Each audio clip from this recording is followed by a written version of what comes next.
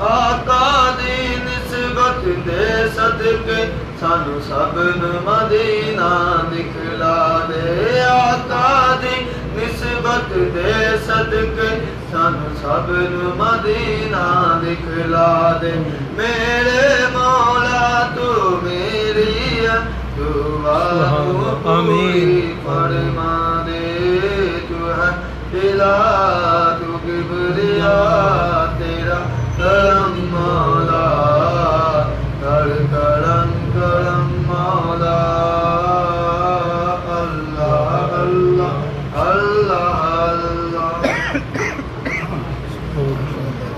ٹھوکو نا بلاؤ جنہوں بلاؤ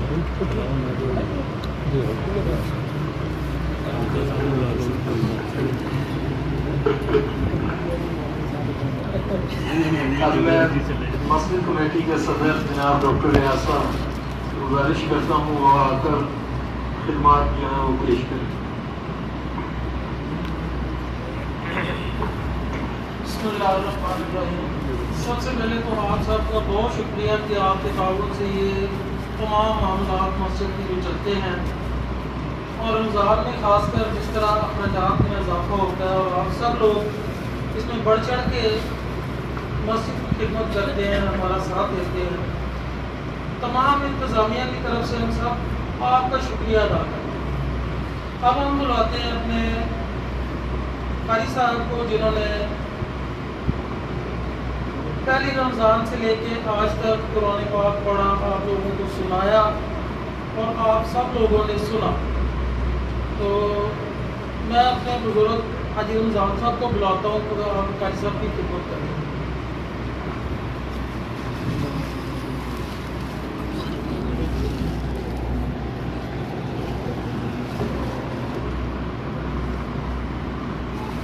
اور اب میں بلاتا ہوں اپنے بزرگ مرزا افضل صاحب سے جو ہمارے مال افسر اور ہماری انتظامیہ کے ممبر جو ہیں حافظ ریاض صاحب ان کی خدمت میں یہ تھوڑا سا تحفہ پیش کر دیں.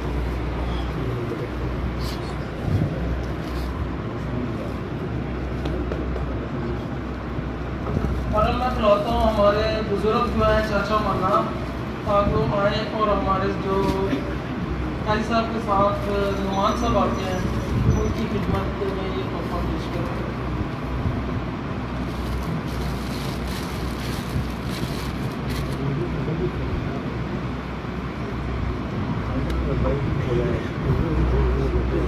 نہیں تو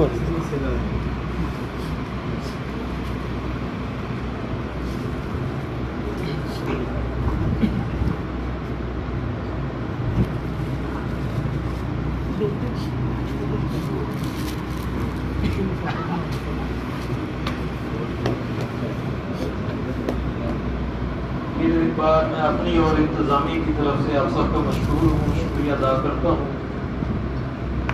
میں اب بلا کسی تمہید کے اور ٹائم کو ضائع کیے قاری صاحب کی بھی مصروفیت ہے کیونکہ مسجد میں بھی آج ختم ہے تو وہاں بھی پہنچنا ایک ضروری ہے. تو انشاءاللہ تعالیٰ ابھی قاری صاحب کا بیان ہے. میں حضرت علامہ مولانا قاری محمد خالد أما بعد فأعوذ بالله من الشيطان الرجيم بسم الله الرحمن الرحيم ليلة القدر خير من ألف شهر صدق الله العظيم وصدق رسوله النبي الكريم الأمين ونحن على ذلك لمن الشاهدين والشاكرين والحمد لله رب العالمين. إن الله وملائكته يصلون على النبي يا أيها الذين آمنوا صلوا عليه وسلموا تسليما. الصلاة والسلام عليك يا سيدي يا رسول الله وعلى آلك وأصحابك يا حبيب الله. الصلاة والسلام عليك يا سيدي يا رسول الله وعلى آلك وأصحابك يا رحمة للعالمين. میرے احترام بزرگوں دوستوں عزیز ساتھیوں و حاضرین و سامعین السلام علیکم ورحمۃ اللہ وبرکاتہ۔ آج کی یہ بابرکت محفل باب جس بابرکت رات کے اندر منعقد ہے اور جس بابرکت ساعت کے اندر اور جس بابرکت گھڑی اور جس نسبت سے اس کا انعقاد کیا گیا ہے، ہر طرح سے اپنی مثال آپ ہے کہ کائنات کے اندر قرآن جیسی کتاب کوئی نہیں، رمضان جیسا مہینہ کوئی نہیں، لیلۃ القدر جیسی رات کوئی نہیں۔ پھر سرکار کا فرمان گرامی ہے کہ قرآن کریم کی تکمیل کے موقع کے اوپر جو دعا مانگی جائے اللہ یقیناً قبول فرمائے۔ اللہم ربنا آمین۔ تو کچھ زیادہ لمبی چوڑی تقاریر کا پروگرام نہیں ہے، چند باتیں میں نے آپ کے سامنے رکھنی ہے، کچھ مسائل، کچھ سوال، کچھ جواب، تو تھوڑا سا ٹائم ہے۔ کوشش میری یہ ہوگی کہ آپ کی توجہ میری طرف رہے، اگر بات سمجھ آئے تو سبحان اللہ، کیونکہ میں اکثر کہا کرتا ہوں کہ میرا مقصد اور مدعا یہ ہوتا ہے کہ میں اپنی بات آپ تک پہنچا سکوں۔ یہ جو ہم نے اللہ کے کرم اور اس کے فضل سے قرآن کریم کی یکم رمضان کی جب ایجاد کا اعلان ہوا تب سے آج تک ماشاءاللہ الحمدللہ، میں یہ بات کہ من لم یشکر الناس لم یشکر اللہ، سرکار کا فرمان گرامی اس کے ضمن میں کہہ رہا ہوں، اور اپنے نوجوان طبقے کو اکثر میں مخاطب کرتا ہوں، لیکن رمضان کی ان 27 راتوں میں میں نے مجموعی طور پر جو کیلکولیشن نکالی ہے وہ میرا نوجوان طبقہ نماز تراویح میں مجھے 30% نظر آیا ہے، اور جو بوڑھے بزرگ سنجیدہ بڑی عمر کے ہیں وہ کم از کم 70% ان کی حاضری میری نظر میں آئی ہے۔ سبحان اللہ۔ اب یہ خود سوچ لیں کہ حق زیادہ کس کا بنتا ہے، یہ دیکھیں کہ عمل کے اعتبار سے کریم آقا کا فرمان گرامی ہے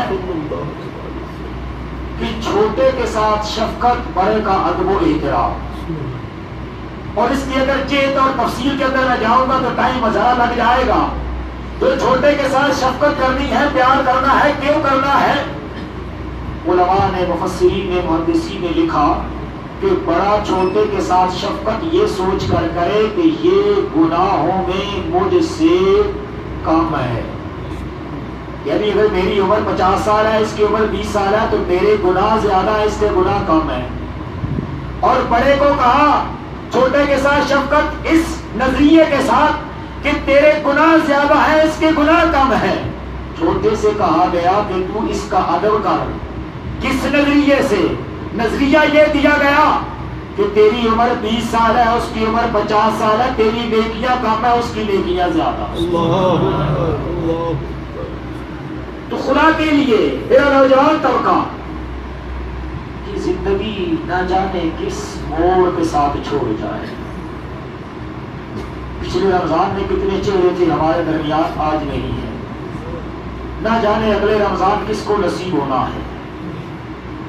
وہ رمضان کے اندر اس مالک کا کرم ہے، فضل ہے کہ ہم اس کی عطا سے اس کے گھر میں حاضر ہیں۔ یقین جان لیجیے اپنی کوئی جدوجہد نہیں، اپنی کوئی حیثیت نہیں۔ کوئی یہ سوچے نا کہ میں نہیں گیا، میں مسجد نہیں گیا، میں جمعے پہ نہیں گیا، نماز میں نہیں گیا، تراویح میں نہیں گیا۔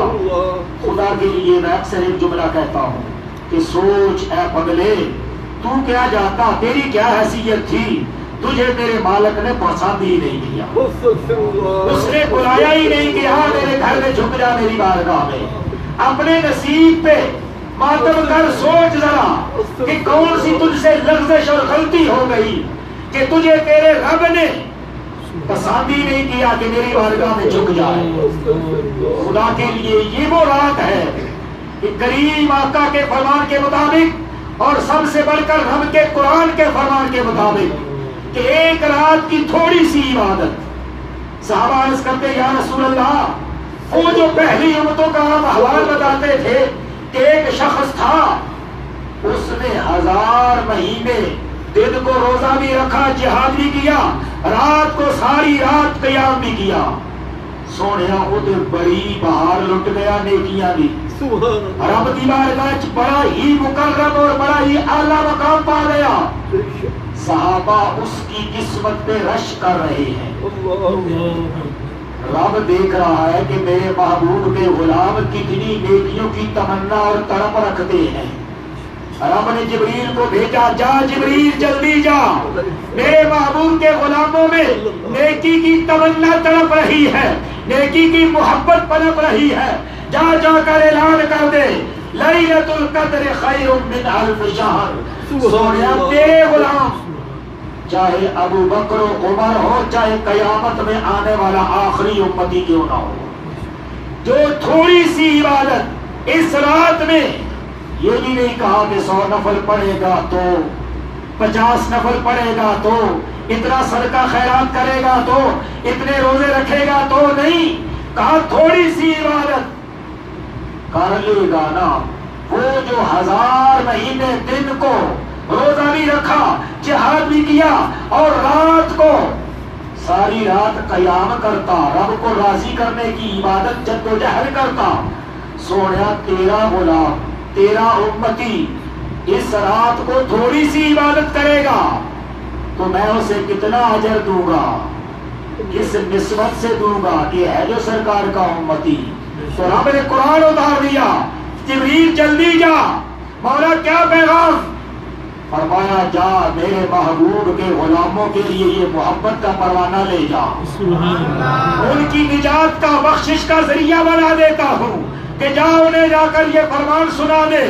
سوڑیا ہو تیرا تھوڑی سی عبادت کرے اس رات کو, وہ جو 1000 مہینے کر گیا اتنا نہیں اس سے بھی بہتر اجر عطا کروں گا.